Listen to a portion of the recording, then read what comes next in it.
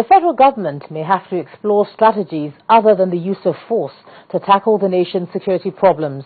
Well, this was the view of participants at a pre-May Day Centenary Forum in Abuja.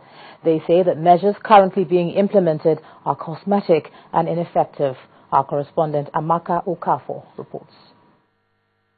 Participants at this symposium on the 100 years of Nigeria as a nation cuts across the political class, technocrats, the academia and Nigerian workers. The focus of this gathering is on the various challenges of nationhood. Experts say the fiscal insecurity challenges being witnessed in the country is from a build-up of economic, political and infrastructural insecurity. The current fire brigade approach will not take us long.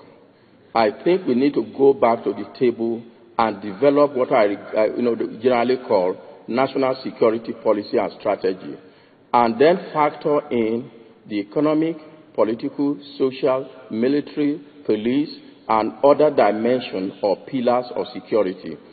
On his part, human rights lawyer Femi Falana took a swipe at the government for continuing to make budgetary provisions for outlaws to carry out the job of the police. Some heads of militant groups have been given a billion naira contract to monitor pipelines, the job for the police. The OPC is now negotiating for 2 billion naira contract to monitor pipelines in the southwest. Very soon, MASSOB will be qualified for pipeline contracts monitoring in the southeast. But when you leave the instrumentalities of the state, the police, and you give her the jobs of the police to those who have been outlawed by the state, it is part of the security crisis in our country.